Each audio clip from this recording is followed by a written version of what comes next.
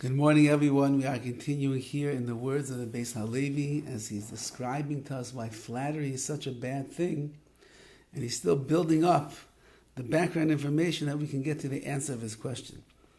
Aval harasha, but a wicked person, he certainly follows after his nature, ushrirois libai, and the weakness of his heart, uchukasai nichsheres betivai, and the desires that are tied up together with his teva, with his nature. And certainly, he would never act against his nature, u'retzaina, in his will. And since that we find that the evil impulses that people have are very distinct one from the other, you will not find within one person a variant of evil impulses. As it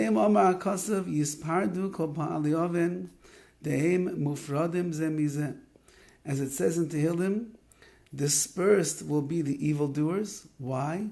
Because they are distinct one from the other. Meaning, even if you have a rasha, a wicked, as he's going to explain, you have a person who's wicked in one area, it doesn't mean he's going to be wicked in another area of his life. And if this person is wicked in one area, doesn't mean that they will be wicked in another area of their lives either. Kifi chalukas tivam. Everything goes according to the way that the nature of a person is divided up. Zen nimshach lechet zeh. One person is drawn after a particular chet, a sin, v'chaver lechet acher. And somebody else is drawn after another sin. And they could be opposite each other. Meaning, for example, one person, let's say, is drawn after the sin of stealing from other people. So he has no problem breaking into homes, breaking into stores, knocking the old lady down and taking her purse. That's one person. You have another person, his wickedness is he has illicit relations. He cheats on his wife. He has no problem. He'll find somebody, he'll cheat and do what he wants in an adulterous affair.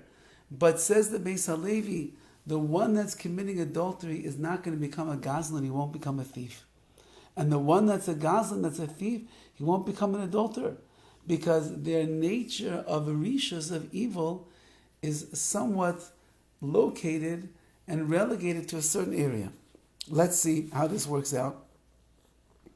And therefore, if you have a person whose nature is to be argumentative and he's always causing fights with other people, he's going to be very distant from flattering somebody else. And so to someone who by nature is a flatterer, that's his wickedness, he flatters people.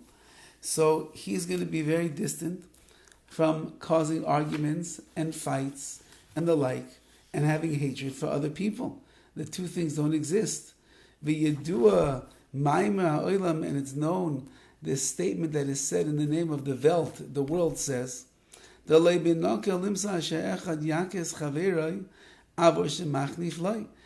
not very easy to find someone who will hit his friend because he flatters him. The two things do not go hand in hand. Now,